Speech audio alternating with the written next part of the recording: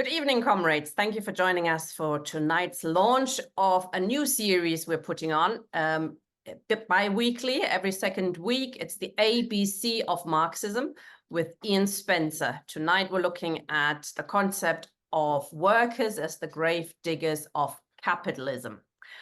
Thank you, Ian, for joining us. Thank you, and good evening, comrades. Today is the 141st anniversary of Karl Marx's death. Why Marx, by contrast, is a little over a year old and began by looking at the contemporary relevance of the study of the works of Marx and Engels. Since then, we've covered a wide range of topics from the monarchy to the current genocide perpetrated by Israel in Gaza and throughout Palestine. Now, following requests from some comrades, we've returned to look at the fundamental components of Marxism. The aim is to present something accessible to those with a basic knowledge of the works of Marx and Engels, but also form the basis for discussion for those who've been immersed in left-wing politics for some time. The aim of this series is to show how politics, philosophy, and political economy are integrated, because that was Marx's method and indispensable for a full understanding of Marxism. From the outset, why Marx has argued that the Marxism is relevant today, and possibly more so than when Marx and Engels wrote the Manifesto of the Communist Party in 1848. If anyone wants to understand the reason for the growing inequality in Britain, or how imperialism has led to the current barbarism in the Middle East, the ABC of Marxism is a good place to start. As we'll see, Karl Heinrich Marx was born in a part of Prussia which was most heavily influenced by the Great French Revolution of 1789. His parents, Herschel Marx and Henriette Pressburg, were both the children of rabbis. Henriette was originally from Holland and married Herschel in the synagogue at Nijmegen. Napoleon's declaration of the emancipation of the Jews in 1799 meant that Herschel Marx was able to train as a lawyer and enjoy a moderately comfortable life in Trier, where Karl was born. The defeat of Napoleon in 1815 meant, among other things, that the regressive feudal laws of Prussia, including discrimination against Jews working in the public service, were now enforced. Herschel Marx converted to Lutheran Christianity in 1824, changing his name to Heinrich. Their 9 children, including Karl, were baptized shortly after. Henriette converted in 1825 and remained religious and probably covertly Jewish, as well as being more comfortable speaking Yiddish rather than High German. Heinrich Marx died in 1838 from tuberculosis, as did 4 of their children. The young Karl also had symptoms but recovered. The picture shows an 1836 lithograph of students in Trier outside the White Horse Tavern. The detail of the 18-year-old Marx is the earliest picture of him. Karl wanted to study philosophy and literature at university, but at his father's insistence, he was enrolled at the University of Bonn to study law. Correspondence between Karl and his parents was full of entreaties for him to look after himself, drink less, not smoke, keep clean, and not spend so much. So profligate was Karl in Bonn that he was obliged to transfer to Berlin, where he became part of the young left Hegelian circle. Hegel, at the time, dominated philosophical discourse in Germany, but had become an establishment figure. Marx completed his doctorate on the difference between Democritean and Epicurean philosophy of nature in 1841 at the University of Vienna, under the supervision of Bruno Bauer, who had been a student of Hegel. Karl had been good friends with Jenny von Westphalen since childhood, and also enjoyed a close relationship with her father, with whom he would enjoy long walks and discussions about English literature, particularly Shakespeare. Whilst Jenny's life had been overshadowed by Karl, she was a published theatre critic, writing reviews for the German press on the works of Shakespeare. As the von in her name suggests, Jenny's family were of minor German nobility, but were also related on her mother's side to Scottish nobility, leading Karl Marx to be arrested in 1854 after pawning some of Jenny's silverware. The police were unable to believe that a swarthy, unkempt-looking man could be legally in possession of silver bearing the crest of the Duke of Argyll. Jenny and Karl lived in terrible poverty for many years in London, until eventually they received a legacy from Jenny's family. Marx first met Friedrich Engels in 1842, but by then Karl had fallen out with the Berlin Young Hegelians and was cold towards him. Later, when they became firm friends after meeting in Paris in 1844, Engels often wrote to Marx addressing him as Moor, a reference to his complexion and their common love of Shakespeare's Othello. Engels was born into a prosperous, devoutly Lutheran family in Barmen, now part of Wuppertal in Prussia. They owned textile mills in Barmen and Salford. The company Ehrmann and Engels only ceased production in 1979. Friedrich Engels, like Marx, immersed himself in the study of George Wilhelm Friedrich Hegel, whose works have informed their methods throughout their working life. But unlike Marx, Engels was not allowed to go to university. His father intended that Friedrich should enter the family business. In 1841, Friedrich undertook his military service in the Prussian artillery. Later, he put his military training to very good use in the revolutions of 1848, where he served as an aide-de-camp to August Willich, a professional artillery officer, Prussian artillery officer, who resigned his commission having become a Republican and a communist. Willich later commanded a free corps during the revolutions of 1848-9. After the revolutions, Willich sought refuge first in England and then later the USA, where he eventually commanded a regiment fighting on the Union side. Engels retained a lifelong interest in military matters and wrote extensively on the subject, which is how he earned his nickname, the General. This was part of the division of labour between the two revolutionaries. While Marx pursued the study of political economy, Engels published significant works in his own right, such as The Peasant War in Germany, which analysed the Protestant Reformation in terms of class struggle. Engels also wrote many articles in Marx's name to help support Marx financially. Like Marx, Engels too was constantly reproached by his parents for his dissolute lifestyle, as well as his revolutionary political stance. Friedrich's avowed atheism and communist perspective, and that he arrived at that independently of Marx, led him to being sent to Salford to play his part in the family firm. It was here that he met a radicalised Irishwoman, Mary Burns, working in the mill.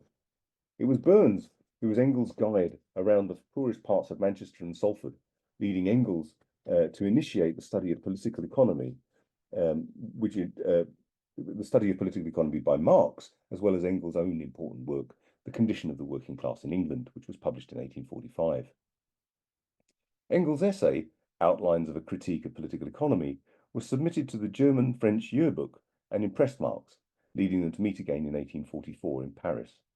They subsequently settled intellectual scores with the young Hegelians, including Bruno Bauer, in their joint book, The Holy Family, which was published in 1845, and later, The German Ideology, which, despite being abandoned to the gnawing criticism of the mice, laid out much of what we now regard as the Marxist perspective.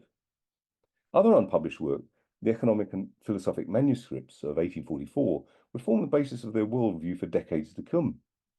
They also contain valuable insights into the view that Marx and Engels had on human nature. Contrary to the assertions of the Stalinists, such as Louis Althusser, principal theoretician of the French Communist Party, there was no break between these early works of Marx and Engels and the later mature work of Capital.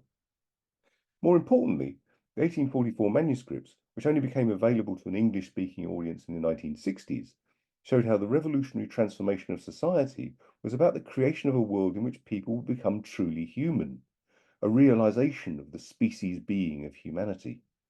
This too was a topic which would be a lifelong study for Engels, as we see in his study of anthropology, The Origin of the Family, Private Property and the State, published in 1884. The early development of capitalism in England had provided a powerful impetus to the centralization of state power and industrialization. The Germany of Marx and Engels was still substantially feudal. The various small kingdoms ruled over by princes, electors, and kings had proved unable to withstand the impact of the French Revolution of 1789.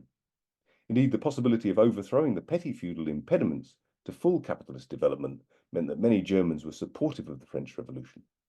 Hegel is famously quoted as seeing Napoleon in Jena, where he was an academic, and wrote, quote, "I saw the emperor, this world's soul, riding out of the city on reconnaissance.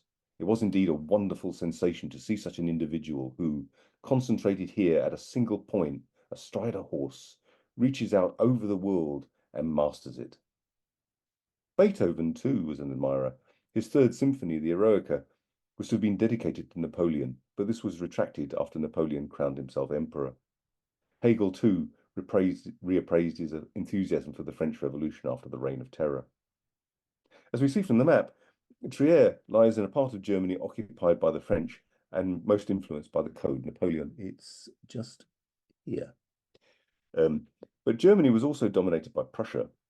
Marx and Engels supported German unification, but not from any love of Wilhelm I or Otto von Bismarck, but as a progressive step towards a unified republic, even though Wilhelm became Kaiser after the defeat of France in 1871, which was the most momentous revolutionary year in Marx and Engels' lifetime.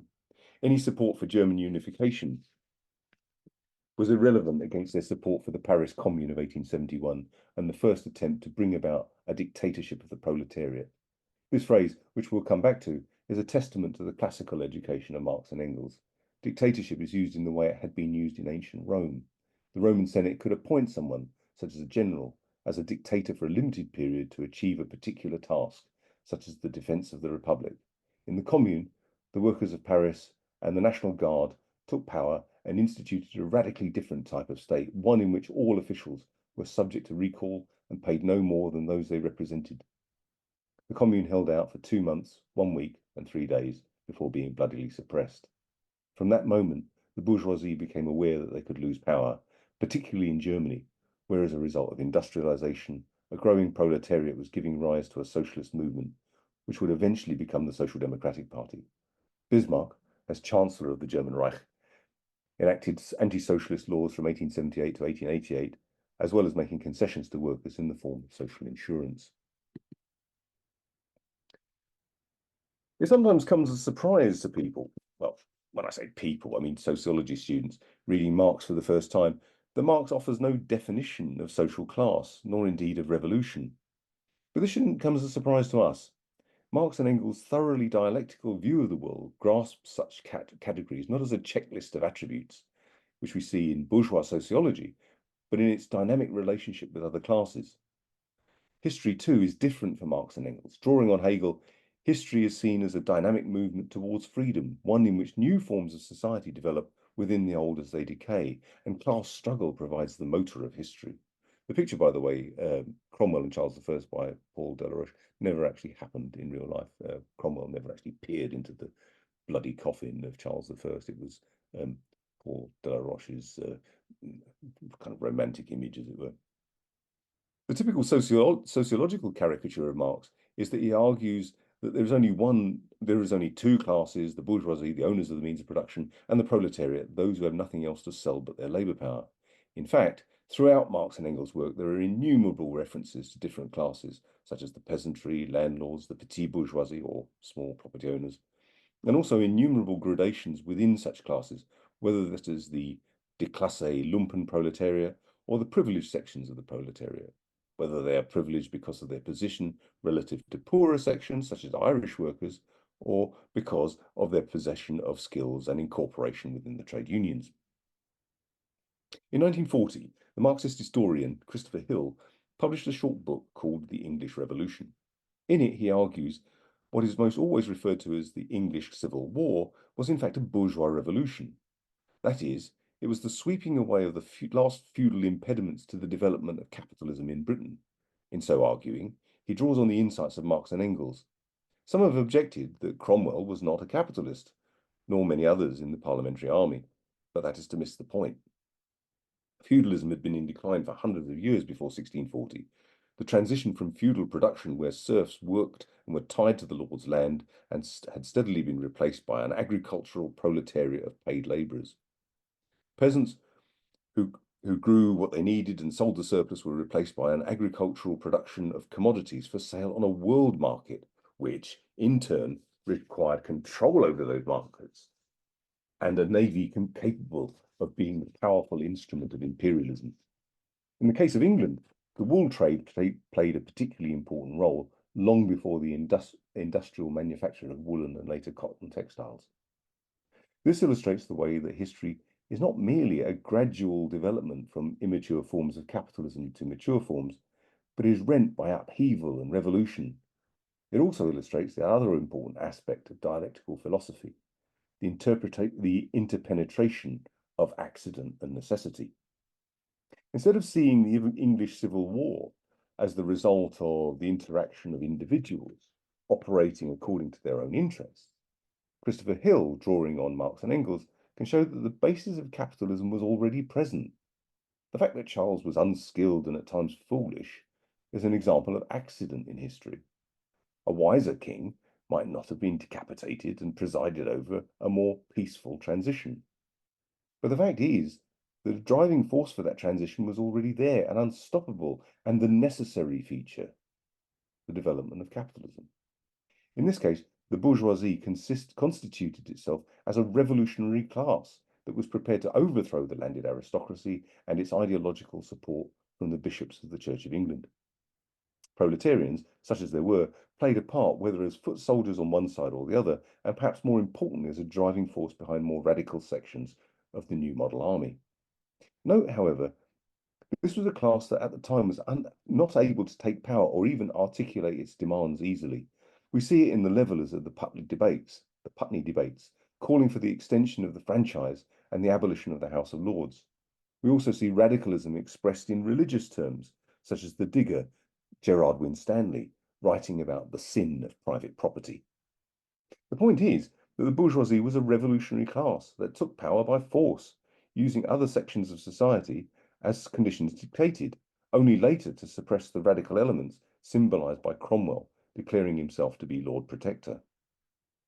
What is at stake is the transition from the feudal mode of production to a capitalist mode of production based on commodity production, which in turn throws up different relations of production between free labour working for a wage rather than a feudal serf rendering compulsory military service or handing over a part of his produce to his feudal superior or the church. Later, this happened even more graphically in the French Revolution. The term revolution is so widely used, it's worth remembering that for Marx and Engels, that what was at stake is both a transition from feudalism to capitalism and the future possibility of a revolution in permanence, by which the proletariat can take power. As an aside, it's also worth remembering why Marx and Engels used the term proletariat rather than working class. It's another feature of their fully classical education. The proletariat in ancient Rome was the class of landless labourers who had nothing to sell but their labour power. The bourgeoisie is derived from burgess or burgher, city dwellers, a class between the peasantry and aristocracy. At one time subordinate, but in Marx's time increasingly the dominant class, despite the continued existence of others. The revolutions of 1848, which I've already mentioned, took place throughout Europe and were predominantly bourgeois in character. That is, their aim was to strip feudal privilege from aristocrats and kings in favour of the sanctity of private property and the contract. Often, they demanded the demand included the establishment of republics to replace monarchy. Marx and Engels supported this as, for them, the republic, with guarantees of freedom of press, movement, political organisation, and parliamentary representation based on universal suffrage, constituted the ideal conditions for establishing a revolutionary party of the proletariat. They also observed that in 1848-1849, the petit bourgeoisie, small property owners, would support the revolution only later to support reaction to prevent workers from taking power. In all their writings on politics, Marx and Engels stressed the importance of this balance of forces and the possibility of counter-revolution. Just as Cromwell suppressed the radicals in the army, so Napoleon was only prepared to fulfill the bourgeois revolution to a point. Bonapartism has become a byword for stopping a revolution before it can reach its logical conclusion. They argued consistently that the organisation of the way in which the surplus is pumped out of the working population is decisive in shaping the religious, legal, and ideological forms to help keep the working population under control.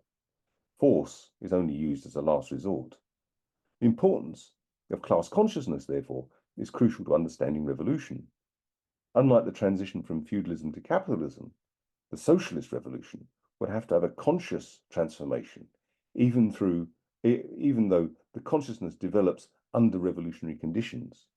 Note too the difference between a revolution from below and a coup d'etat from above, which Marx commented on extensively in his analysis of class struggles in France.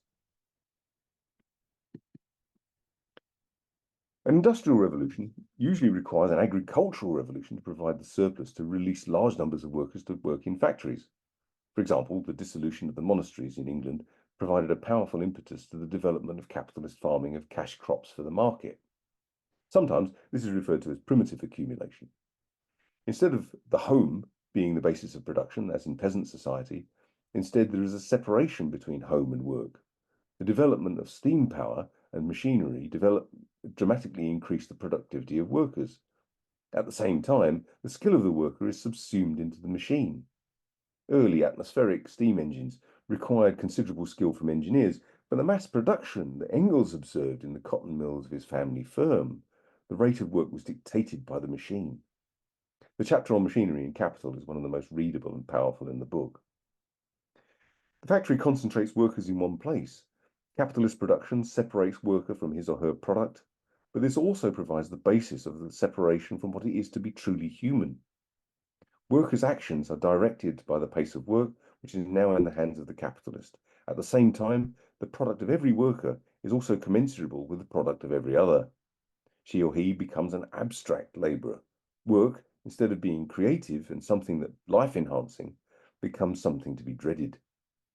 At the same time, the proletariat becomes a universal class, the abolition of which is the abolition of all classes and the final realization of a truly human society. The proletariat are the gravediggers of capital, brought into existence by capitalism itself. Marx and Engels were fully aware of divisions within classes, as well as antagonism between them.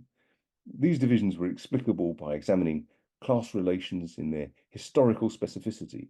At one point, Marx says, "A Negro is a Negro. Only under certain circumstances does he become a slave. A cotton spinning machine is a machine for spinning cotton. Only under certain circumstances does it become capital." These social relations appear superficially as natural relations. Marx talked about this as commodity fetishism, where, for example, the value of a commodity appears to be a natural feature like its weight or color, which obscures the exploitation which lies at the heart of the production of a commodity. The fact that a worker appears to freely enter into a contract obscures the fact that the worker has little choice but to sell their labor power in order to avoid poverty or starvation. Systems like social insurance have been won as a concession by workers, but even so, unemployment for most people means poverty, and the gains that have been made can also be lost, as we've seen in recent years. Just as there are divisions in the proletariat, so there can be divisions within the bourgeoisie, as we saw graphically illustrated by the Brexit debate. So does that mean that these divisions constitute separate classes? The fundamental distinction is between capital and labour. That constitutes the defining feature of capitalism. Just as capitalism developed inside declining feudalism, the basis for socialism is developing within a capitalism in decline. Capitalism has created the potential for abundance. The proletariat, unlike in Marx and Engels' day, now constitutes most of the world's population. The interconnectedness of world trade also means the interconnectedness of workers around the world. Another crucial feature of the crisis is the crises caused by capitalism, such as the climate crisis and the reduction of large areas of the world to crushing poverty, forcing millions to migrate. This cannot be solved by the bourgeoisie. Revolutions happen when classes are faced with an almost insoluble problem. Of course, we can continue to descend further into barbarism if the proletariat fails to act or is defeated. But from a Marxist point of view, classes exist in themselves, determined by their relationship to the means of production. But it is when they become a collectivity that they become classes in the truest sense, for itself. Whatever divisions exist in the ruling class are as nothing when they feel under threat. We've seen the recent development of a worldwide movement in response to the barbarism in Palestine. At some point, the proletariat must act to solve the existential threats we face. The only solution is a worldwide socialist society. Workers of the world unite.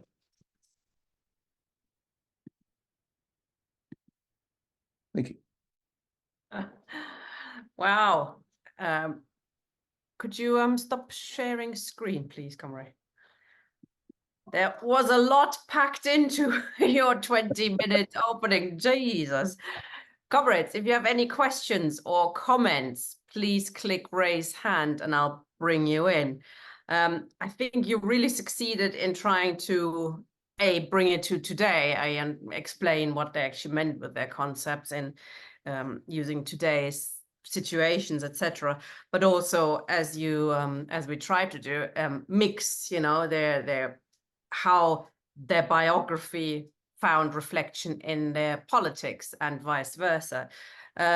Just a couple of questions then to you to talk us through it, because you touched on a lot of stuff. I think we might have to re-listen to this in a bit of a slower slower way, because there's a lot of stuff in it. So if comrades have questions or something, or haven't quite understood something, please click raise hand and ask. So starting from the beginning, again, you mentioned that some people believed there was a young Marx and an old Marx, and there was a gulf between them. The young Marx was Hegelian, etc., and then basically something happened, and he dumped all of that. He dumped the theory of alienation, for example, they say. Can you explain that kind of division a little bit, and what's behind it? Who is claiming that there is a division between the young and the old one, and why would they do so, to your knowledge? Well, it's interesting that the person who most identified with that is Louis Althusser, of course, in the French Communist Party. I know it's also Althusser was writing at a time when the Soviet Union was in existence. If you have a situation, I mean, well, the focus here is on sort of basic concepts in Marx and Engels, but if one considers the impact of the Soviet Union and the fact that the revolution was effectively defeated and therefore could only enter into this sort of stasis and become, if anything, a kind of anti-socialist form, how does one explain the continued existence of things like alienation in the context of the Soviet Union? If the conception of socialism is somehow merely that there isn't private property, then the Soviet Union could tick that box. The property was effectively owned by the state, all property. What then do we make of all this discussion around human nature? Because it was not only in the economic and philosophic manuscripts, but it's redolent through Marx and Engels' work. And in Capital, there's a reference to human nature. It's contained in a footnote, but the whole point, of course, was that they were trying to that society should be moving to one in which humans could be truly human.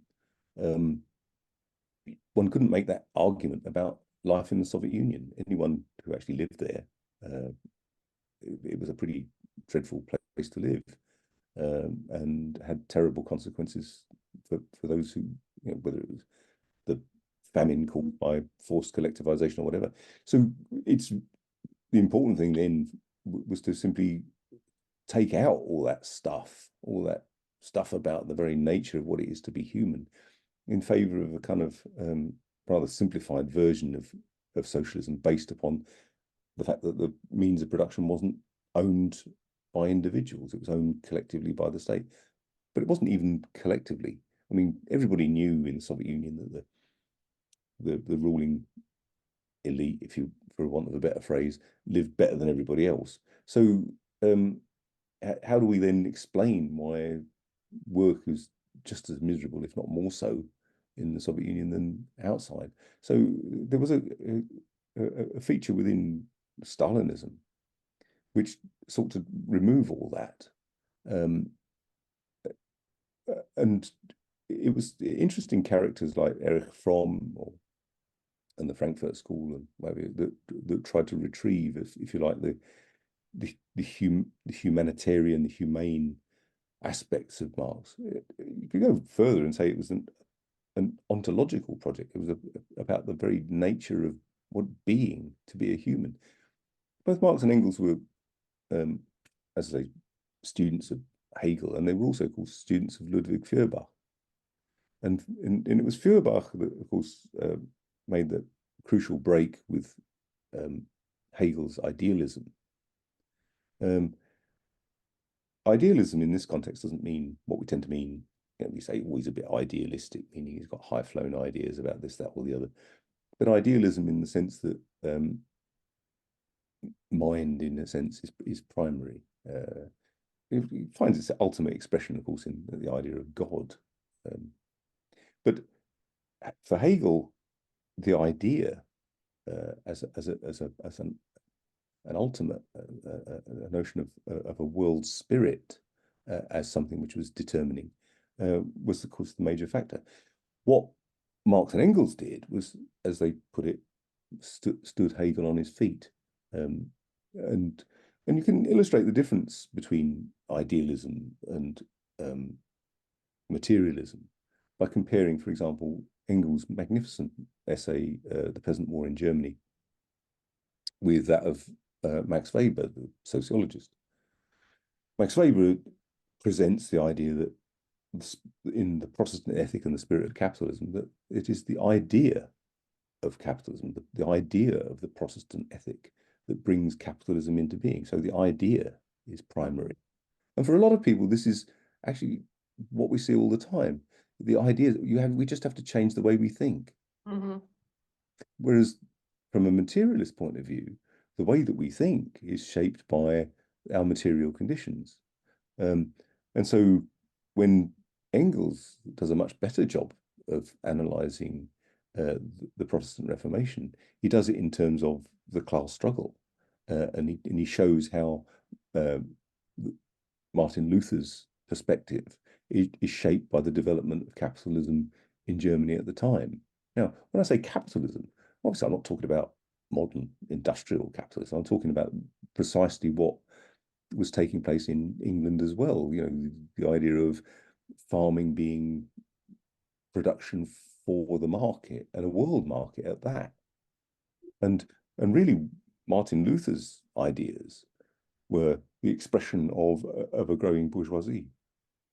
By contrast, Thomas Müntzer, who was sort of the radical end of the Reformation, was putting forward ideas that would be appeal to the very poorest. Not strictly speaking proletarians at that stage, but landless laborers, people who have been dispossessed constantly by the enclosure of lands by rapacious feudal lords and that kind of thing. And so for Marx and Engels, it's the material factors that give rise to the ideas of the time. And well, by contrast, here's Max Weber, a person who had a hand in writing the Constitution of the Weimar Republic and was a thoroughgoing liberal, trying to argue that it was Protestantism that brings capitalism into being. It's a bit of a problem for him, really, to explain then why it comes into being in Japan or a whole range of other places. Of course, he would have argued, I suppose, that he wasn't arguing for a causal relationship, but he doesn't get away with it that easily. So it's a crucial difference between the radicalism of materialist dialectics and the conservatism of Hegel's idealist dialectics, where you didn't mention the base and superstructure, but that kind of touches on that, which I don't think Marx wrote a lot about, but a little bit in it. So the base, the material base, informs, church, state, how the state is organized, etc. And you have to understand it from that way. It arises out of it, and of course, it then also does that superstructure then also feeds back into the base and can perhaps change it, but it isn't one direction only. no, and they're constantly influencing one another, and the tendency has been to see the kind of base and superstructure metaphor as being just about how the material base affects the way we think, but the whole point, of course, is that I think Marx puts it in the terms of that ideas, once they seize hold of the masses, also become a material factor. Mm-hmm. And because after all, human beings are part of that material substrate. Mm-hmm. And this is also the point about consciousness, is that whereas capitalism threw up ideological forms in the shape of religious perspectives, such as that of Martin Luther or whoever else, a socialist revolution would have to throw up a kind of a fuller class consciousness, and that poses a problem. How do, if as I'm arguing, the basis for socialism already exists, and it exists in the form of almost a superabundance. I mean, we could quite easily reduce the working week to 10 hours very, very quickly, under different circumstances. But when you consider just how many jobs that are being done which are completely pointless and make nothing of any worth, including all the armaments industry and everything else. Can I ask? Sorry, go on. No, that's okay. Ask something about the lack of a blueprint in Marx and Engels, which has, I think, troubled generations. What exactly is socialism supposed to be? How are we supposed to build it? How we're going to get it? And you're saying also there was no clear definition of classes, and and you get it. I mean, you still get it. And people think, oh yeah, I'm a capitalist if I support the current structure. I have no idea what it actually means and stuff. But we get an idea. I mean, there wasn't a clear definition, perhaps, but we have an understanding roughly. I mean, you explain it. There's two big classes, but there are also lots of classes in between. But these are the two big poles, really, aren't they? And other classes oscillate in between those two forces. So in your when talking about the gravedigger, which is the sort of title of this session, the gravedigger, capitalism produces the proletariat, the working class. Can you explain this a little bit more, how it then tries to break other classes, how it tries to win over also parts of the bourgeoisie, and in the form of Engels, of course, it has won over a capitalist, a proper bourgeois. It's an important point, because there's been a tendency in the past in left-wing groups to say somehow only people who can really be communists are sort of horny-handed sons of toil, and people who work in productive industries as opposed to non-productive industries. I mean, as the series goes on, we'll look a bit more closely at productive versus non-productive labour. From the point of view of Marx, of course, productive labour is surplus value producing labour. It's those workers who are being exploited. But what does that mean about, I don't know, teachers or nurses or whatever? At no point does Marx say that these are somehow not workers. On the contrary, that all of that is part of still, I mean, they still have nothing else to sell but their labour power, and still potentially identifiable with the proletariat. The fact that some of them are relatively privileged is significant, but it doesn't stop the potential for the class relations. And also, what we've tended to see, of course, is that actually many of the more privileged sections of the working class have in fact been among the most radicalized. And so the idea that you can't be a socialist if you've got more than £50,000 a year or whatever, it's just nonsense. And it's the nonsense that belongs to bourgeois sociology rather than Marxism. Productive and non-productive labour would have probably been discussed more fully if Capital had ever been completely finished. The original intention for Capital was that it was be 6 volumes, and only later, when obviously Marx was getting on a bit, did it become truncated to 3, and of course he only finished 1. So one of the volumes that would have been written was on wage labour, and would have probably have developed all the relationships between what we might think of as productive and unproductive labour. But the crucial thing here is that section of the what we might regard as non-surplus value producing workers, teachers, doctors, whatever, are also an important part of the workforce for the workers. They may not be productive from a capitalist point of view, although of course some are and some aren't. Doctors can work in the private sector. The sale of a service is still the sale, in a sense, of a commodity. Um,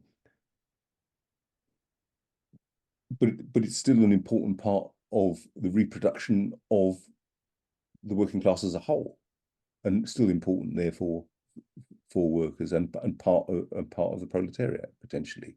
When I say potentially, the proletariat here is something which exists as a nascent class, a class that's still waiting to come into being. From that point of view, it is, as I was saying towards the end, it's a class in itself, but it's not a class for itself. It hasn't come to realize its historical destiny of doing away with all classes. Does that make sense? Yeah, I mean, we have seen, obviously, there have been attempts. Russian Revolution was most successful in that sense, French, the Paris Commune, but no blueprint. Then let's talk about that briefly. You know, there's no definition really, but of what exactly socialism is supposed to be, and that has created problems for a lot of socialists, you know, in trying to explain it. How would you define it, explain it, and explain why Marx and Engels didn't write a blueprint? They tended to, I think they tended to avoid it, but they were never soothsayers. They were never attempts at predicting things, and where they did predict things, they weren't necessarily particularly accurate. So, what would a socialist society look like? You can't really know in advance. The nearest you get to it is a kind of sketchy outline in the Critique of the Gotha program, where Marx talks about there would come a. I mean, it's completely out of date because he was thinking in his time of, instead of money, we could, for example, have labour certificates. You know, let's imagine you've done your bit. You've been the bloke that's heroically gone down the drains and sorted and cleared that out, or whatever you've done, or you've been working in a care home or wherever. And you take your labour certificate and you can exchange it for whatever goods you need at the common storehouse. And you can see immediately how things have moved on a bit. And of course, this isn't money. It doesn't circulate. You don't get a circulation of labour certificates. You just go and take what you need. And there comes a point, he argues, that actually where people will just get so used to the idea that you do your necessary labour because society needs that, and in exchange you can take what you need. And of course, immediately, when I used to try and put this to students, they would say, "Well, what would stop people just taking everything?" Well, hang on a minute. We've already presupposed abundance. How many televisions can you watch? How many iPhones can you have? How many cars can you drive? You know, I know people do struggle with their water bills, but water is, to all intents and purposes, almost free. I've never had the overwhelming desire to fill the house full of water and buckets everywhere and fill the bath up just in case. And the point is, where you have abundance, you don't need to do that. So food could be free, transport could be free. I mean, that discussion changes a bit within climate change, doesn't it? I mean, we can't just have everybody have as many cars as they want and stuff. I mean, that put limits on something that perhaps Marx and Engels weren't quite so aware of, that would, I mean, they knew about ecological degradation and that kind of stuff, but they probably didn't think that the planet would go down the pan within 150 years of them. I mean, no, and the point of them, though, of course, was that we can actually make rational decisions. Capitalism doesn't make any rational decisions. It's just based upon the immediate short-term gain of profits. So, therefore, when when our government decides that they're going to carry on extracting North Sea oil because we don't, well, we could lose out in some way. Well, ignoring the fact that we just can't burn the stuff. But if the only thing that matters is profit, then that's what will happen. And that's why there needs to be a rational and democratic approach to the question of climate change, of whole approach to human need. And yet you see all sorts of other irrationality. I mean, a lot of farmland in Britain, for example, is quite marginal. And it's been won from the land by destroying miles and miles of forest which had previously thickly covered the land. There's no reason why some of it couldn't be reinstituted, and the same goes in lots of other places. So a rational decision based upon human need is what Marx posits in the Critique of the Gotha program. Of course, he does it in an old-fashioned way of the time, but you could imagine how it could happen today. I mean, we could just simply decide that we need to not just plant a few more trees, but reforest great swathes of land in order to help deal with the climate crisis, to help deal with the constant flooding and so on. We don't need, not everybody needs a car. I personally don't feel I need to own one at all. If I could just borrow one, it'd be all right. I only need one now and then. And so it goes on. But in the Critique of the Gotha program, what it comes down to is this idea that you could be it's framed rather quaintly as, you know, a critic in the morning and free to do whatever after dinner. And the point is, you move to a society where the detailed division of labour disappears. I mean, people can do the work that they need to do. There's always going to be actually certain jobs that are going to have to be done. But otherwise, most people can then devote themselves to what is truly conducive to themselves. And everybody, I think that was Lenin, was it saying, you know, if everybody participates in the running of society and becomes a bureaucrat in that sense, you know, then nobody's a bureaucrat. If everybody takes something, takes over, helps with the running of things, then, you know, there are no bureaucrats, because we're all it. And actually, when you think about the National Health Service, although I've argued in lots of places that there's nothing particularly socialist about the NHS. It came into being out of the poor law infirmaries and the charitable hospitals and so on. But it does have something at the heart of it, which is a good indication of what a socialist society might be like. We don't all have an equal amount of healthcare. I mean, my daughter has cystic fibrosis, so she needs really rather more healthcare than most, and she's free to have as many tablets as she needs or whatever else, and it doesn't need and it doesn't bother anybody else. And the same goes with food or whatever. I mean, if someone who needs a bit more food, they get a bit more food. And if you have a state of abundance, it doesn't bother anyone. And the same goes for any other set of needs. I mean, there will always be a shortage of villas on the Adriatic or that kind of thing. But, you know, why couldn't we share them or take it in turns? Or, I mean, humans do all the time. It's called going on holiday. You know, the difference is you only go for 2 weeks of the year. It's 2 weeks of the year when you get to feel really human, when you can just do as you please, rather than all year round. Yeah. And from that point of view, Marx then argues that work, labour, becomes man's prime want. You know, we want to act on nature to satisfy ourselves, to satisfy our needs, and in changing nature, we change ourselves. And Marx and Engels had a great interest in anthropology and were interested in pre-class societies, or communismus. You know, that's sometimes primitive communism. It's not a very good translation. And in pre-class societies, there seems to be ample evidence that where there is abundance, there was no war. There wasn't the kind of routine destruction of the environment. Where there was scarcity, there would be war, and there would be the destruction of the environment, whether it's on Easter Island or wherever else. But for centuries, it seems to be that the evidence that we can see shows that there were long periods when there was no class society, no money economy, and people managed perfectly well. Thank you very much. Indeed.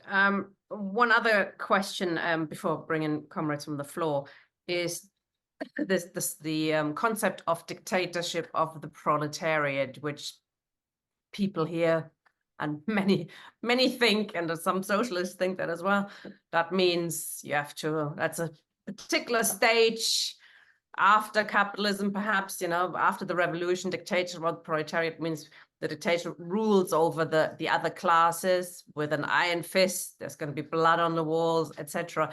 But, and this is a really good book by Hal Draper, that's not the case, really, isn't it? It's a concept that's only mentioned 7 times or 8 times, I believe, by Marx and Engels, and perhaps you could explain how they're mentioning it.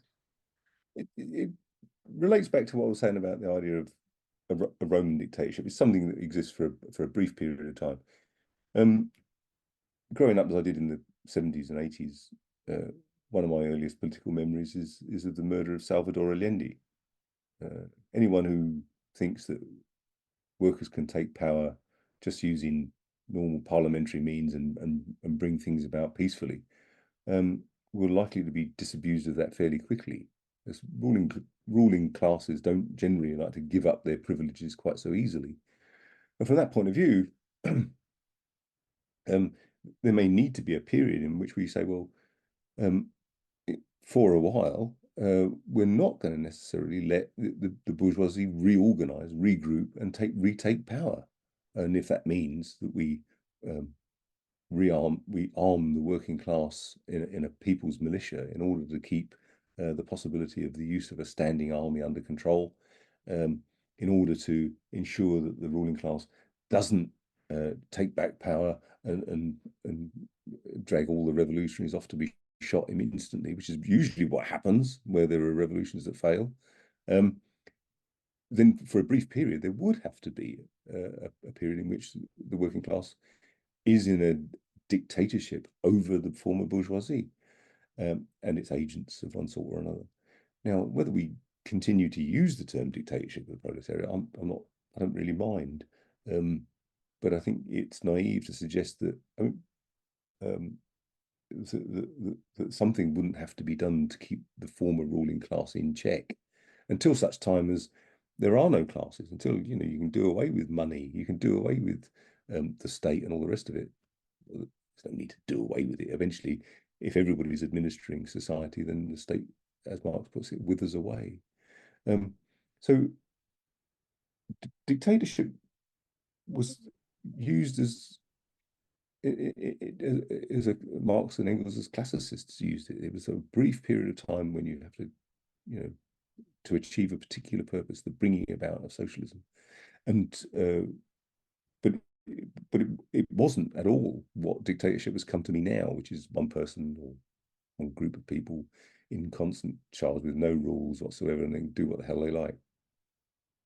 And it just means rule, doesn't it? I mean, the concept just means rule of the working class. So, I mean, the Chartists had this really nice saying, but I agree, which was basically, peacefully if we can, forcefully if we must. So we are prepared. We have a workers' militia. We are armed, and if the ruling class, the former ruling class, the capitalists, don't agree with the new order of things, then some will have to fight back, of course.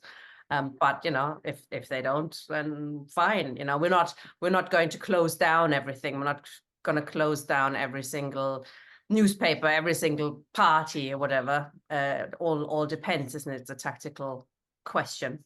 Yeah, I mean, in a way, the stronger the revolution is, the less repressive it has to be. Yeah. If you have the overwhelming majority of the people behind the idea of a transformation to a peaceful society where all production is to meet human need, then the odd person who suddenly decides that he would just like to reinstitute capitalism, well, it would just be a source of pity, mild derision, perhaps. Wouldn't hardly need to suppress them and let them publish what the hell they like. Of course, the experience of the Soviet Union when the revolution was effectively defeated by 1919 meant that you have, in the end, the Bolsheviks reigning in democracy as well. So the Bolshevik Party doesn't have any factions after 1921, and the Soviets has effectively ceased to be the democratic institutions they most definitely were at the start of the revolution. That's probably a subject we haven't touched on tonight, is the need for internationalism, isn't it? I mean, it's the Soviet Union showed you can't have socialism in one country. It just won't work because, you know, you get 18 other, I don't know how many other, I think it was 18 armies invading that, you know, red beacon and trying to put an end to it. So as you describe, it quickly turns into something else unless we can internationalize that. How will that work in practice, or did Marx and Engels deal with that at all? I don't think it's well. I think it's fair to say they didn't. I think Engels is interesting because, of course, he writes about insurrection and saying you only really carry out insurrection when you really know what you're doing, when the balance of forces is in your favor, because the likelihood is you're going to be up against a far superior enemy. You know, they've got the army, they've got the people who've got the surveillance, they've got everything. And what we've got is vast numbers of people, most of whom have no military training, have no capacity to accept the sheer weight of numbers, and the fact that ultimately, of course, soldiers and all the rest of it will come over to our side. We'll have to, or otherwise it's just going to be another bloodbath.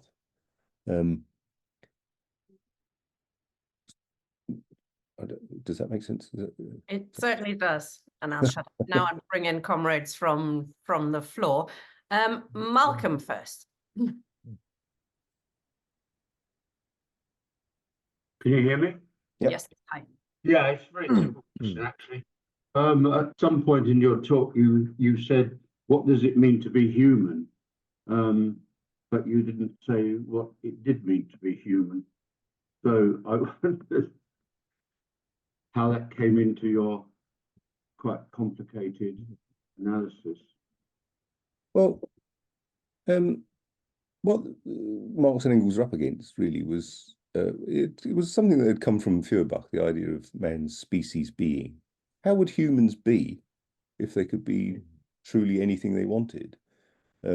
Most of our lives are taken up with just working for a living or whatever else, and we're bound up with a whole series of ideas, not of our making, which is, you know, people are inherently greedy, acquisitive, rapacious, and a kind of notion that you see in bourgeois philosophy of a war of all against all, as in Hobbes or whatever, and therefore requiring a certain amount of repression as the price we pay for a civilized society.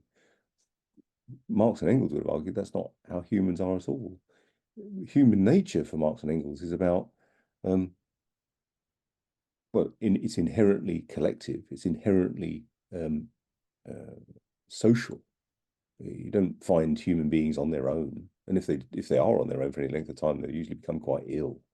And if humans, on the rare occasions where humans have survived, as it were, in the wild without other human contact, raised by animals or whatever, they don't even fully develop properly. Developing as a social animal is what we do, and the other aspect of it is it's human as worker, in the sense of humans that meet our needs by our labor, and that changes us as well as nature. So the example Engels uses is the opposable thumb, which develops as a result of working upon nature, making tools and so on. You could use other examples. The human bowel is actually quite short compared to that of a largely omnivorous hominid. And by contrast, the human brain is very large. And that's quite an energy-hungry organ. And the only way you can really satisfy that is through cooking. So the ability to use tools, to make fire, to cook things, means that human beings can nourish themselves in a way, or early hominids could nourish themselves in a way which effectively influence their own evolution.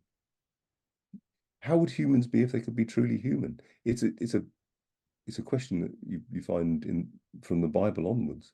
and in a lot of other philosophical perspectives as well. Could I just say something? Because sorry, Jared Diamond wrote an essay, I think a long time ago now, called Man's Biggest Mistake, in which he argued that becoming the farmers and herders actually destroyed the whole society, really. And I was trying to find somebody to refute that essay, and I haven't managed to find somebody refuting it. So, I mean, as far as I'm concerned, what it needs to be human is basically to live how hunter-gatherers lived, because everybody thinks you're mad if you say that. But I mean, if you look at it, that's probably how humans, that's after all about 96% of humans, modern humans' existence was in that situation. So we have been living the last 10% or something since the last 15,000 years in a situation that's completely unnatural for us.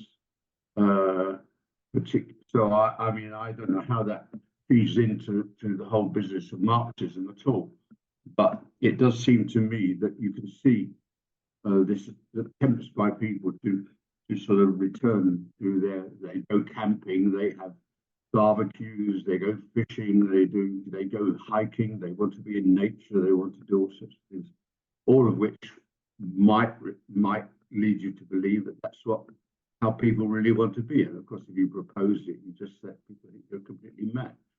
But I mean, I wonder if that's what Marx and Engels were trying to say, if they wanted people to be human, which is, as far as I can tell, is what you're saying in a way. Well, in part, I mean, Marx and Engels would have argued that, yes, that's right, of a lot of human history. And that's the part of human history as well, where there wouldn't have been the kind of violence that we see once you get into pastoral societies and that kind of thing, where you get, fight wars over grazing, land, water, and so on. I think, though, that what Marx and Engels would add to it is to say, we've got past that hunter-gatherer stage. We can actually have more than that, because we can have abundance plus, so I mean, rather than me having to spend all day trying to find a small animal to eat and trying to catch it and the rest of it, I'm then free to go to the theatre. I'm free to do all sorts of things. I'm free to read books. I'm free to play with my dog or whatever I want to do. And that's the point. It's not an appeal to go back to a primordial stage. It's an appeal to keep the best of what we've got, but make it sympathetic to nature, because we're part of nature and we can't do without it. Does that make sense?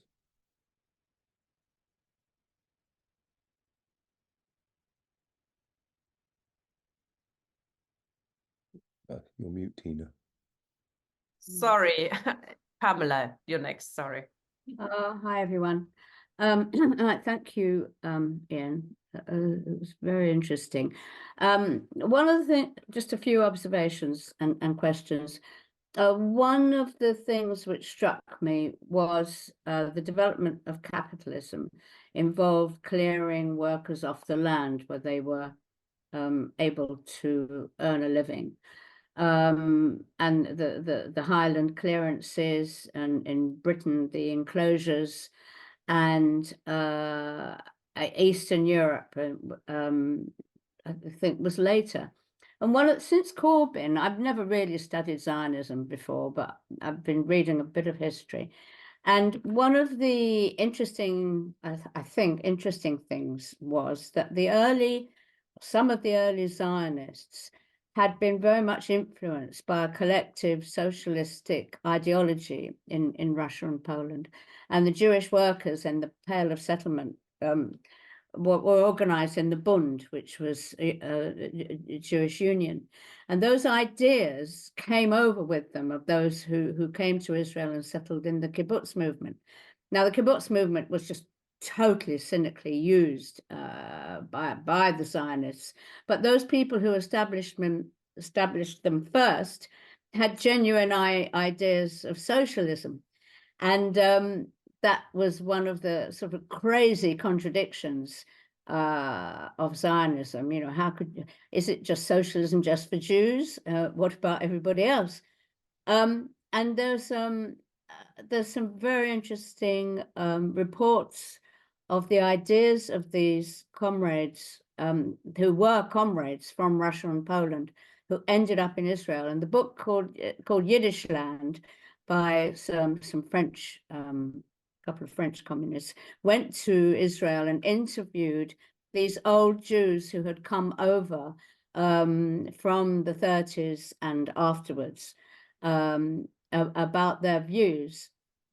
And it's very well worth reading. So I was thinking about basically that workers that used to live collectively in the villages in Eastern Europe, from what I gather. And also you could see that in the Highlands before the clearances and the way the clans were organized. Also, some clans were organized more collectively than others, where the chieftains were very oppressive.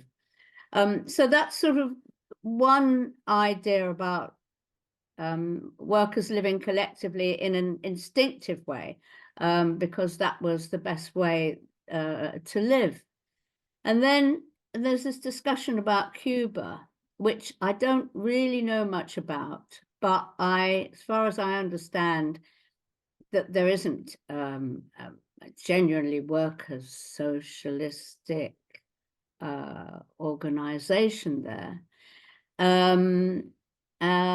So was that the two main things? I think that's the two main things. Thanks. Marx and Engels' early encounters with Zionism was largely in the figure of Moses Hess.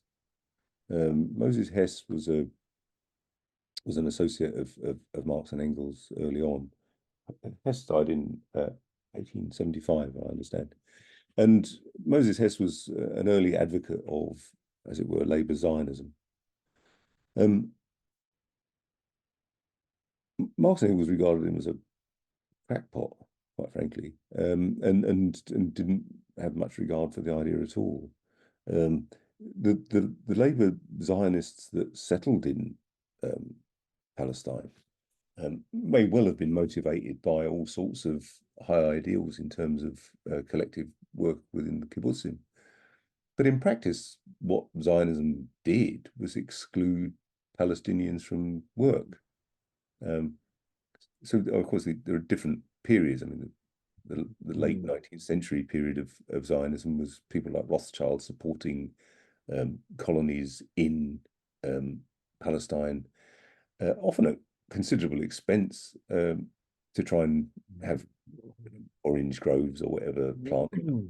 Either way, and initially by actually buying the land. Well, they weren't buying the land off ordinary Palestinians from the Felachin. They were buying land from the Effendi, the landowners. So, you know, Rothschild buys a big chunk of Palestine from the local Effendi, and then says to all the Felachin who happen to be on the land, working under very poor conditions quite frequently, now get off because we want it for Jews.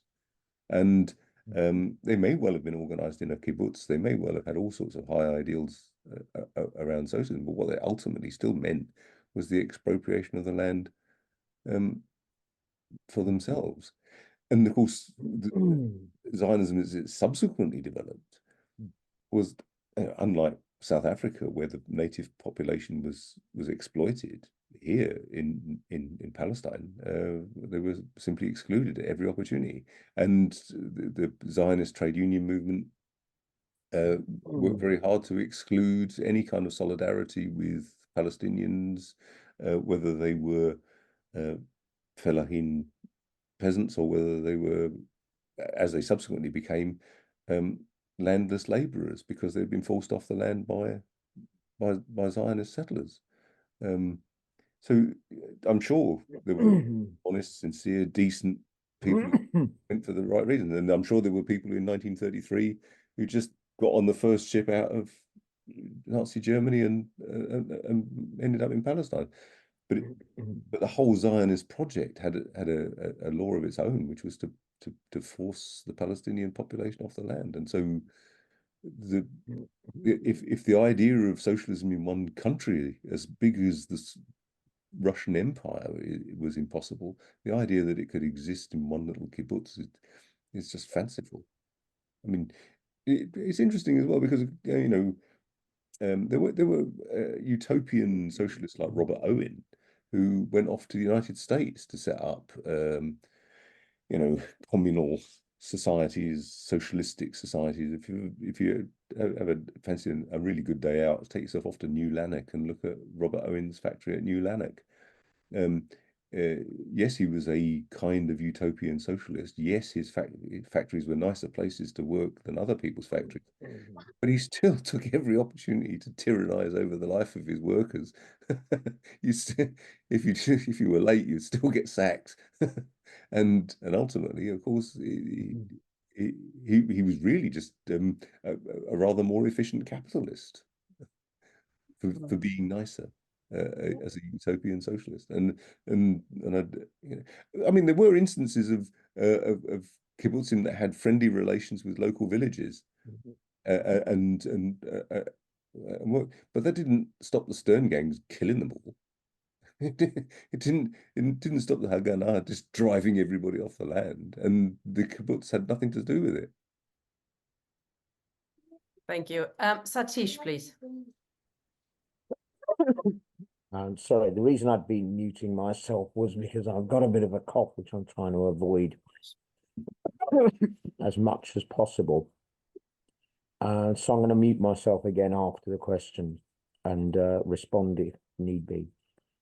There are two questions. The first one is, in your view of Marxism and how it would provide for workers, what happens if you can't work through no fault of your own, through illness or old age, for example? To give an example, there are situations of people whose football contributed to the independence of their country. They're actually national and African heroes, but they did it 60 years ago. And a lot of them are simply dying because nobody is actually taking the trouble to do anything about it and support them and help them. And the other question is in relation to the current situation in Haiti, which historically is a country which has been, for want of a better way of putting it, completely betrayed by the international community. It was a revolution which in the early days was conducted magnificently and then strangled. When I say magnificently, part of what I'm talking about is even though they didn't have the greatest resources, they still spread their influence and they provided assistance in the fight against colonialism and slavery. And it actually played a huge role in the development of the world. For example, the United States would never, ever have become a superpower, or certainly not as quickly as it did, if it hadn't been for the Haitian revolutionaries beating the crap out of Napoleon's tactics and forcing them to sell the Louisiana territories. That resulted in the borders of a small country reaching what was then Mexico's borders in Texas, Arizona, New Mexico, etc., and paved the way for the annexation eventually of California, which was vital. And this played a very, very big part. So I'd noticed Marxists don't, and this is not just at Marxists, this is just about anybody. They don't give credit to the Haitian Revolution, and they don't actually look at it and say, well, what do we do about it? Because this kind of example was crushed it was made into, it's referred to as a failed state. It's not a failed state, it's a wrecked state. What do you think Marxists should be doing in support of Haiti and in terms of understanding the development of countries like that? Because it's quite often forgotten about. Most countries are not as advanced economically as European in particular. So if you got a revolution in a country like Haiti, it isn't going to be able to stand on its own. It is going to require assistance, and it is really a good the use of a good example in order to try and hit at the weakest point. Thanks, comrade. My only knowledge of the history of Haiti, apart from very recent stuff, was actually written by a Marxist, well, a Trotskyist, C.L.R. James, who wrote the magnificent Black Jacobins. I don't know if you're familiar with it. C.L.R. James wrote a history of that Haitian revolution. Whether that is a good explanation for what we see at the present is a different matter. I mean, as far as I understand it, in more recent times, Haiti has operated under a series of dictatorships who have extracted as much surplus from the country as humanly possible, and with the help of the United States and whoever else. I mean, one of the features of the 80s and 90s in Haiti was, it was just a place to go to be exploited, really. So as to what socialists should do with the context in the context of something like Haiti, I mean, clearly this is a society which is being destroyed like so many others. I mean, Afghanistan, Iraq, and so on. It's never ending. I mean, the point about capitalism is it is laying waste to swathes of the world which were once quite well developed. As regards what happens when people can't work, well, they're supported. And the idea is, of course, you're moving away, that a socialist society would move away from commodity production in favor of all production to meet human need. And from that point of view, if you can't work, then you don't have to. Marx, in the critique of the Gotha program, which talked about earlier, talks about a kind of higher phase of communism. It uses communism and socialism interchangeably. So a higher phase of communism, you have a situation where you effectively have from each according to their ability. You contribute what you can, and to each according to their needs. You take what you need. And so if you have what do we have at the moment? We have an aging population that are turned into the basis for stealing their house to pay for their care, rather than be kept in dignity and in dignity in their own home. At the moment, they're just simply the basis for exploitation by the care home sector. I don't have a formula for what Marxists should say about Haiti today. I don't think there is a solution that's going to come about by a former colonial power going in invading it and taking it back under control. I think the working people of Haiti have to do that for themselves. But how you do that in the face of armed militias, I mean, as it stands, under the current ruler of Haiti was somebody who had been imposed by the West anyway, and that's one of the reasons why they want rid of him. But I don't know enough really to say for sure.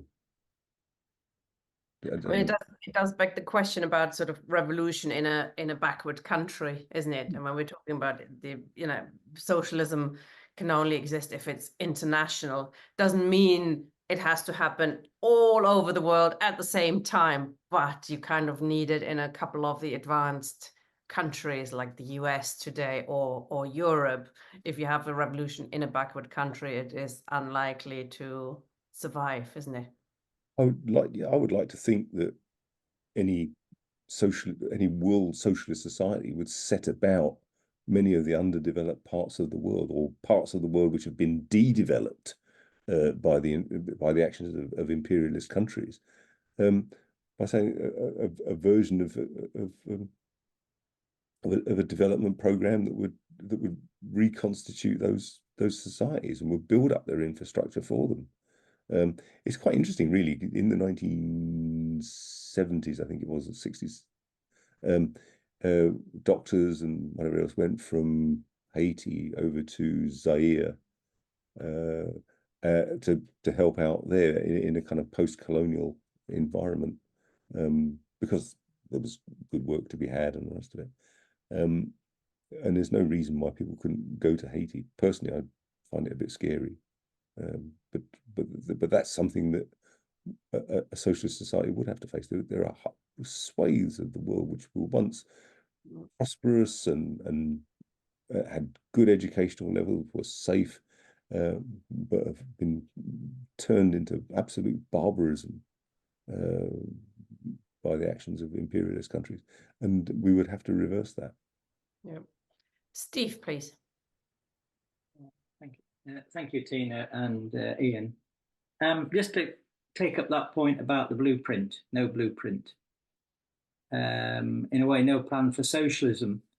And I think that was because Marxism was a rejection of the utopian idea that you would think up a blueprint for the most perfect kind of society you'd like to live in. And we'd share out the food, and we'd do this, that, and the next thing. So we could work on a blueprint, and many people could have many blueprints. But Marx wasn't doing this at all. What Marx was doing was something completely different. He was saying, well, socialism grows out of capitalism, out of the development of wage labor. It's the socialization of wage labor. So in a sense, socialism is already happening to us, and it's called capitalism within capitalism. And I know that capitalism, we have exploitation, we have oppression, we have murder, we have genocide. So we can't see the good stuff, the possible future stuff, because all the terrible stuff that's happening to people as capitalism develops as an exploitative system. But therefore Marx would say, well, what will capitalism be like in 100 years' time? And he probably couldn't say. So he probably didn't know what socialism would be like in 100 years' time, because he couldn't predict that far into the future. But what he could tell us was certain trends that were happening, like the accumulation, like the idea that capital is growing larger and larger, businesses are growing, we're going from small businesses to medium-sized businesses, to large, to multinational corporations. Then we're getting automation. Then we're getting AI. So we're getting all these things which are all going to be part of the socialization that capitalism is doing its work, in that sense, taking us towards it. But the thing to remember, it's not a passive thing that we wait for capitalism to socialize everything. It's rather that the working class, the struggle of the working class, is the propellant of this process. The more the working class is organized, the more it drives this process of the socialization of labor, even if it's because the capitalists have to bring in more machinery to counter the organization of the workforce. And so more and more things become socialized in the labor process. So, and I think, I'm just thinking of sort of odd things, like I was thinking about these bikes. I don't even have bikes. Maybe you only have them in London, and I don't have anywhere else. But we've got bikes everywhere now. It's kind of the socialization of transport in a way. I know they're privately owned, these Lime bikes and Barclay bikes, but now people rent things. So that's becoming, we could imagine they could be free. They don't have to pay for them. They're privately owned. But we could imagine that our bikes, our cars, our transport easily could be run socially and shared out with the technology we've got. How do they know where the bikes are? They've all got they've got computer chips in them, so they can track them all down. I mean, it makes possible all sorts of ways of organizing things socially that could not have been done before. So that's one thing. Another thing I wanted to mention, Ian, was I think, and this very important thing you touched upon, it has to be looked at, I think it's underestimated, the question of productive and unproductive labour. So I think that, and I think that, and I think it's more important to Marxism and to socialist ideas than maybe we've kind of understood. I think that it could be that the bourgeoisie's got a theory of productive labour, and the working class should have its own theory of productive labour. So we don't just think there's one theory, but maybe there are two theories. But for me, productive and unproductive labour is about that proportion of social production that is wasted, that doesn't actually go into the production of anything else. That doesn't. Now, if you took a hospital, capitalists would say, well, we don't want to waste money on hospitals. That's highly unproductive. But you might argue that having a good healthcare system was absolutely an essential part of having a productive economy, having a fit workforce, getting the workforce back to work was absolutely essential part of that. And therefore, hospitals are far from being unproductive. They are contributing to the social functioning of our system. Maybe making tanks doesn't do anything for anybody. You know, if we spend large amounts of money making armaments that don't produce anything at all whatsoever, that surely is waste as well. So anyway, and we can't talk about this now, I guess, because it's a bigger subject in itself, but I think it's a very, very important one. And I'll finish on this point, which goes back to, if capital is being socialized, then when you get to the state owning things, that possibly appears to be the highest form of socialization that can take place. Because really, in the post office, when we just seen the post office looks like a publicly owned company owned by us. We're owning it, but quite clearly we're not. It's operating. The post office, as we've seen, is operating very much like any capitalist organization in the way it treated its workforce recently. So these publicly owned corporations are capitalist corporations like any other exploitative capitalist corporation. I'll stop there. I'll stop there, Tina.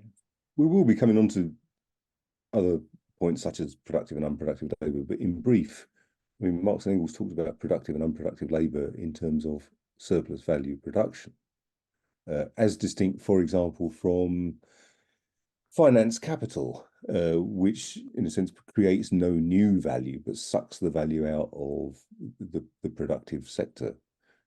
The focus on productive and unproductive labour was a feature of Marx and Engels' concern with a critique of political economy. If you recall, Capital was published as a critique of political economy, and political economy was concerned with questions like, what do we mean when we say something has value? What do we mean when we say something is a productive part of the economy as opposed to a non-productive part of the economy?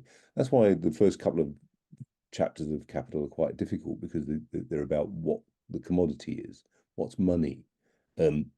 Because once you get that right, the rest follows.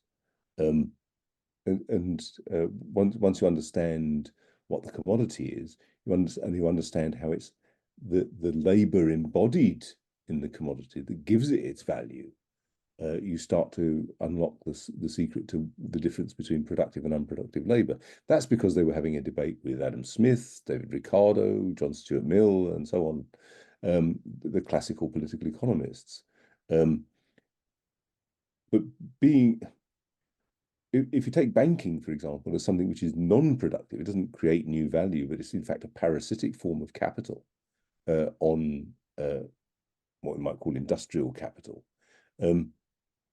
It is precisely that. It is a parasitic form of capital. It contributes nothing to I mean, it might provide very nice salaries for bankers, and we wouldn't want to see ordinary bank workers put out on the street, though, and therefore, for example, nationalising the banks without compensation to the bourgeoisie, obviously, what we're going to look at then is a collapse in the banking. So the state will have to take it over. But the idea is not that the state owns everything. That doesn't represent a sort of high point of socialism, but merely perhaps a transitional period until such time as we move to the common ownership of the means of production. So we all collectively own our workplace or our workplaces or wherever. I was told in the chat that I didn't answer the question about what we do about the disabled, the sick, and the rest of it. They get looked after. There's no question that free healthcare, free social care would be an intrinsic demand very early on in any socialist society. The other point about it, of course, is the importance of democracy, which is something which is often overlooked in the discussion around what a socialist society is. We think of British society, for example, as supposedly democratic, but of course it's nothing of the sort. You put your mark of illiteracy on a piece of paper once every 4 or 5 years and get a choice between two sections of the executive committee of the entire bourgeoisie. Instead, what we would have is the kind of direct participative democracy. If you're going to decide what we're going to prioritize in terms of education, health, or whatever else, whilst money still exists, then that's put to democratic decisions, and our representatives are subject to recall at any moment if they don't vote the way we've asked them to vote. That would be and that was a feature of workers' councils, both in the German Revolution and, of course, the Russian word Soviet just means council, and was by implication a workers' council. So we'll come back to the question of productive and unproductive labour, because it's sometimes misinterpreted as that somehow socialists are only interested in those bits of the economy that are productive labour. Well, of course, you end up with a paradox then, don't you? The nurse working in a private hospital is a productive worker in the sense that they're producing surplus value for the capitalist who owns the hospital. But on the other hand, the nurse working in the NHS is employed against taxation rates. That certainly isn't what Marx and Engels were talking about, because obviously, in order to have a healthy workforce, you need a health service, you need good nutrition, and all the rest of all the other things. And so it isn't about drawing a distinction between, as it were, good workers and not so good workers. It's about saying it was about Marx and Engels' critique of classical political economy. But a socialist society, you would expect to see health services, education, all the rest of it massively expand at the expense of, for example, the military-industrial complex, banking, insurance, finance that makes nothing, which we wouldn't need anyway, because we would eventually move into a moneyless economy. Thank you. William is next. You have to unmute. Yeah, okay. There you go.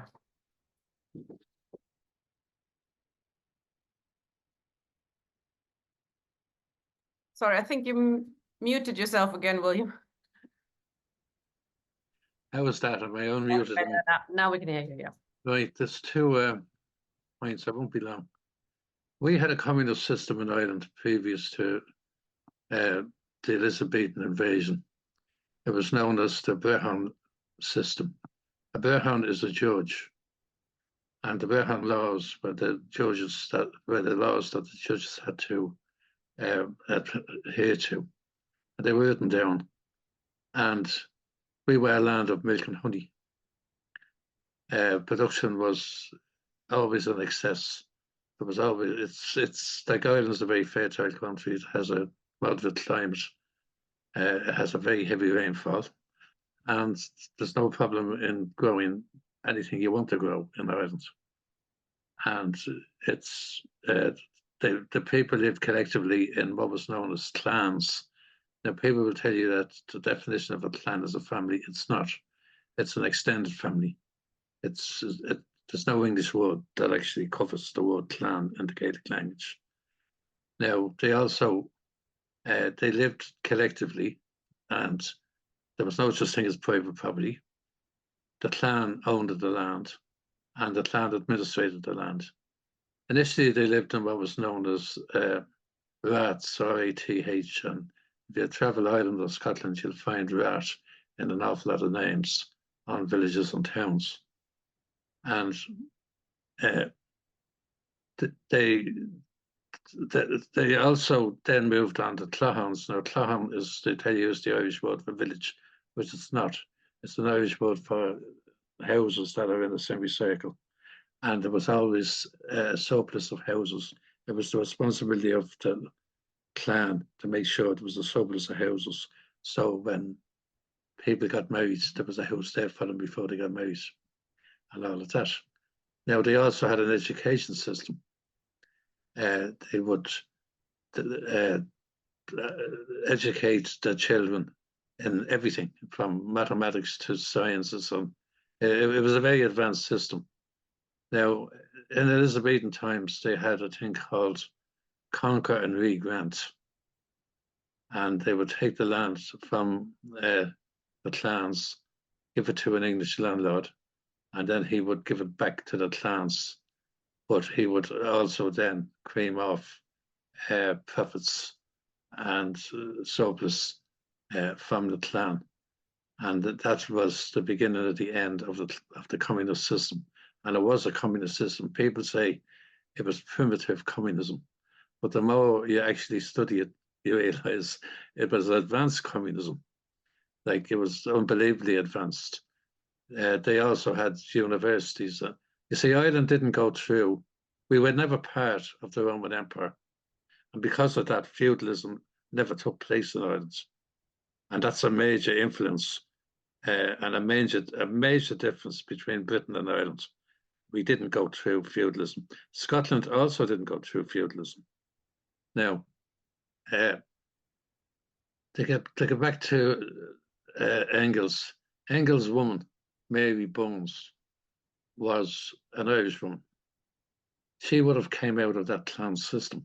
It still would have been an operation, because when the British banned it and all that, the Irish actually went underground, and a Frenchman said they were like the snail. When you attack them, they crawl up into that shell and they come out. Now, there's lots of literature on how the Irish survived, how the clan system survived even after it was supposed to be obliterated. Yeah, no. And now, Mary Bones was an itinerant. People say she was illiterate because she didn't, and they also say she wasn't Irish at all because she didn't spell her name the same way as we spell Bone. She didn't spell her name at all because she was illiterate, and literacy wasn't universal at the time.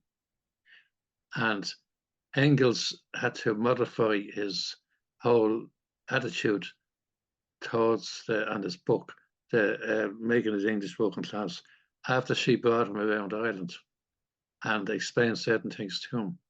He had that had a major influence on him. Now, when she died at the age of 46, he actually went and cohabited with her sister. They were only cohabitees anyway. They never were formally married. Now, she was an itinerant, and in every society, there's always itinerant labour. Like, I was an itinerant when I was a construction worker, because construction work is an itinerant industry. Now, she was an itinerant, and itinerants tend to have a little more knowledge and education because of the experience of traveling than people who stay in one place at one time. Now, maybe you want a lecture on Ireland. Maybe you do, maybe you don't. I don't know. Anyway, that's it. Thank you. Oh, I would say about Scotland. There's two nations in Scotland, a Celtic nation who also went on with the Brehon law system, and another nation which was a feudal nation. There's a big difference in Scotland. Scotland is not one nation, as far as I'm concerned. There were, I mean, thank you. It's always a pleasure to hear from you, William. And I don't know nearly enough about Gaelic land tenures and organisations within Gaelic society. I know Engels was very interested in it, and so was Marx, and paid a lot of attention to different forms of organising production in different societies. Of course, capitalism itself subsumes them all.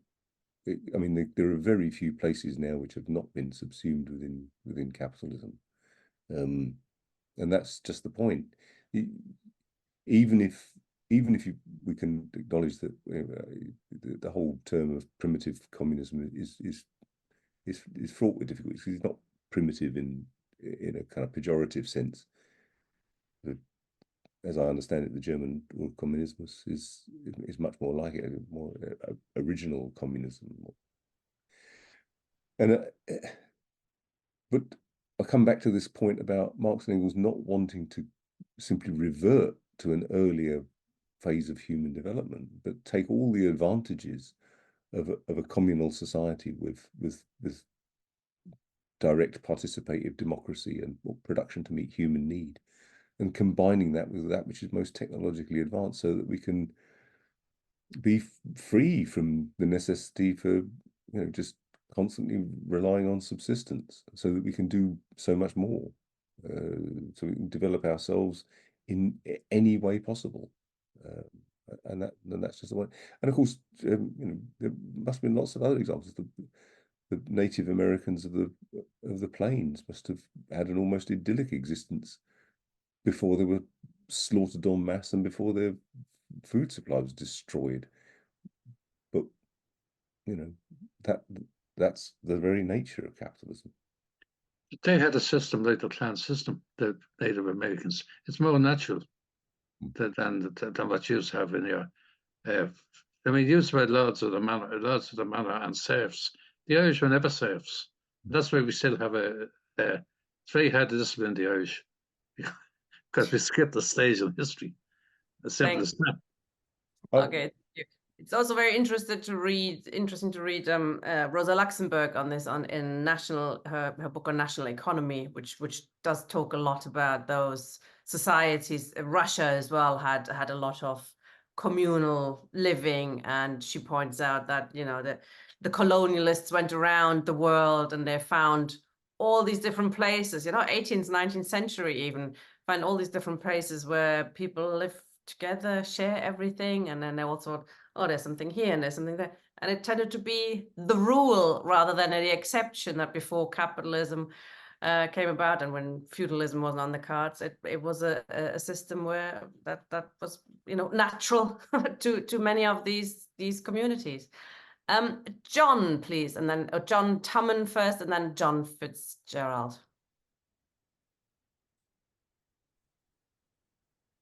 Thanks very much, Tina, and thank you very much, Ian, for a very interesting talk. I missed the first 5 minutes of it, actually, and I don't know whether you mentioned what I'm about to talk about, but I want to raise something about the brief, I think, from my point of view, what I heard, brief comments about primitive accumulation. Because the way that I read this is that before industrial capitalism and in parallel with, hang on, I'll just have to get the dog in, she's barking like hell. Under socialism, everyone will get a puppy. I promise. Anyone who wants either of my two dogs is very welcome. She's gone out again chasing a cat.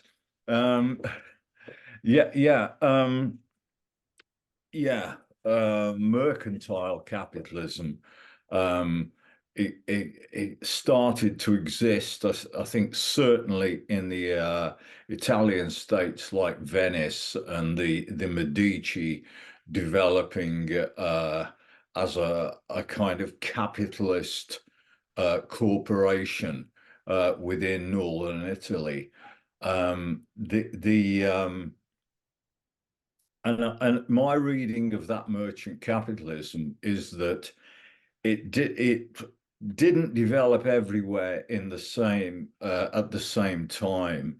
I mean, in England, for instance, it probably didn't emerge until the very early 17th century, when you had the replacement of royal charters to merchants, favoured merchants by the crown, with actual everybody was able to go there as merchants.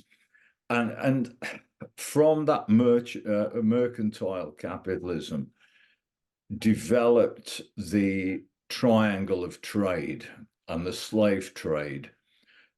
Silver was discovered in South America, brought over from the Spanish colony, New Spain, from Bogota through the Caribbean and up to Europe, which meant that European countries could trade with China for the first time, which only accepted silver. And for me, that was the big organ of capital accumulation.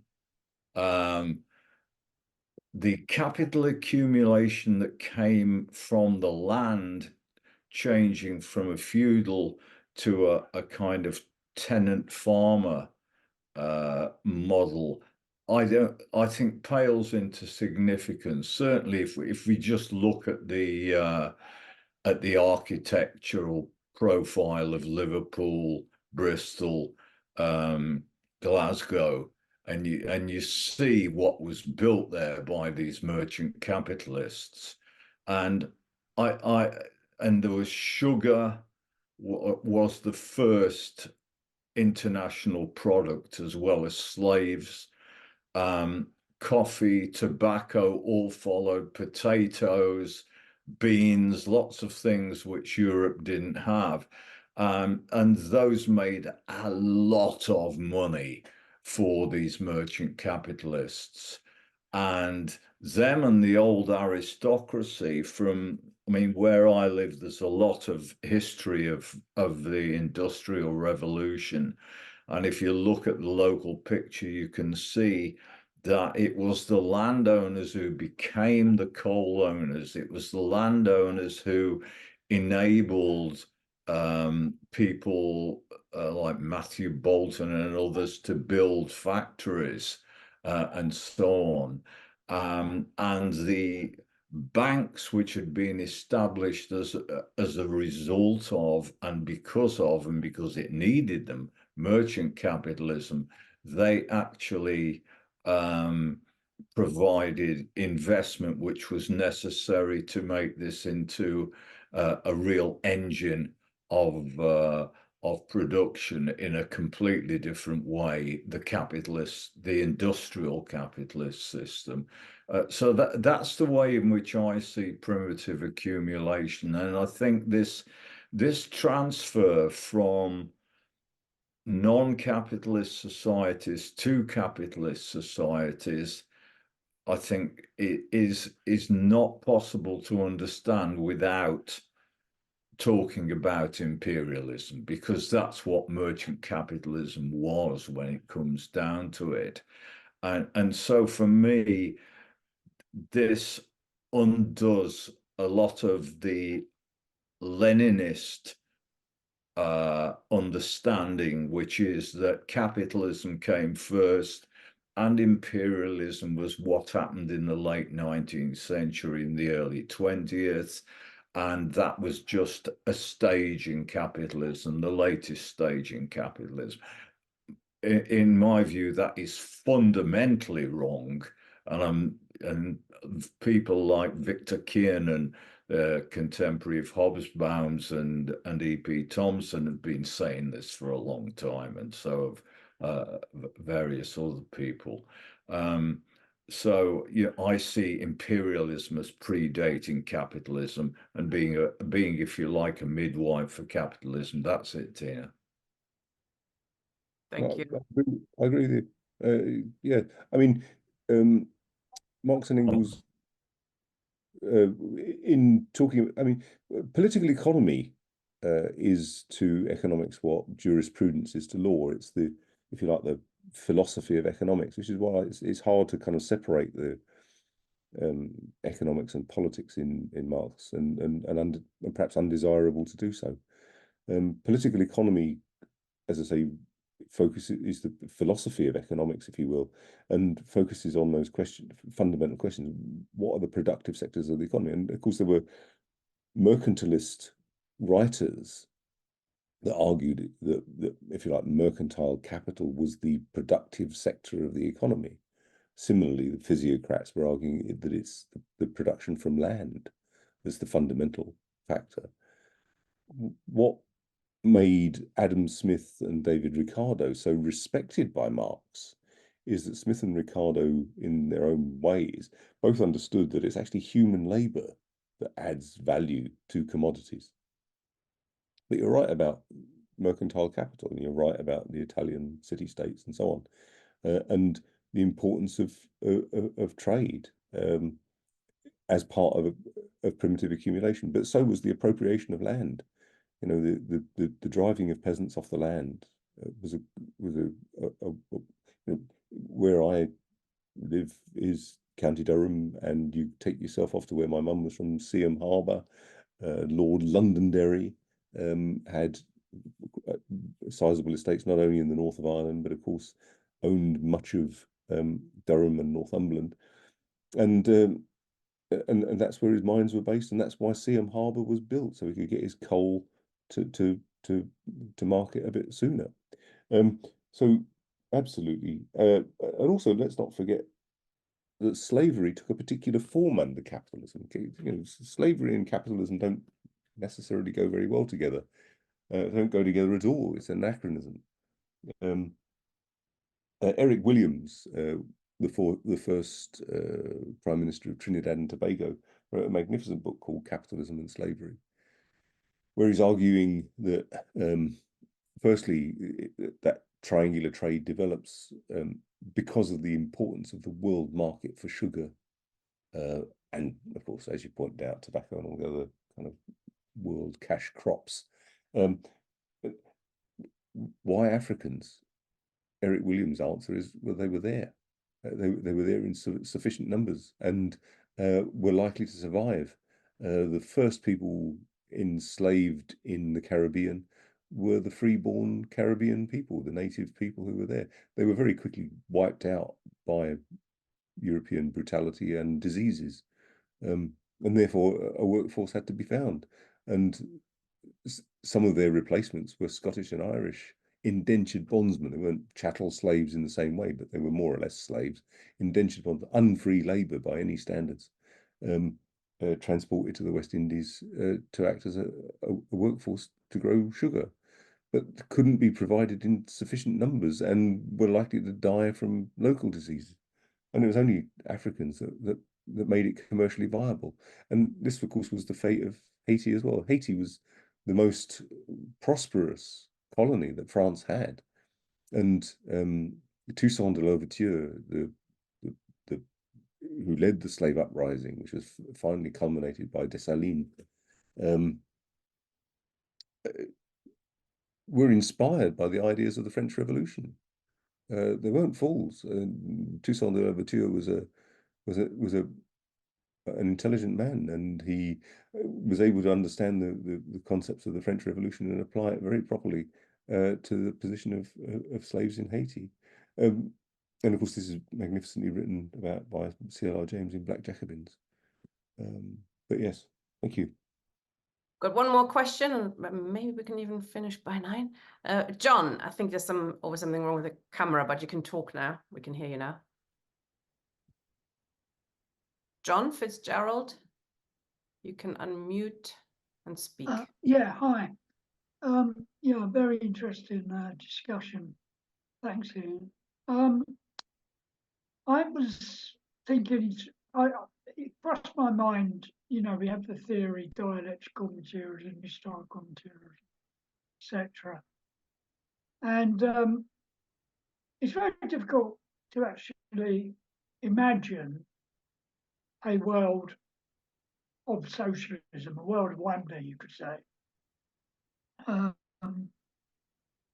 And it will only come about through working class consciousness. So that's there's the kind of dialectic. But the actual whole person, Ian, as you say, which I think is, the fact that we're alienated from ourselves as much as that we sell ourselves. So whatever we produce, we can't actually use in a whole way. Yeah. So and then we get theories like the Big Bang theory, for instance, and there's views around that if you're a Marxist, or depends, yeah, saying you're a Marxist and you believe in dialectical materialism. Well, the Big Bang theory is a contradiction as such. So I'm kind of looking at Marx as this on his scientific side, what his way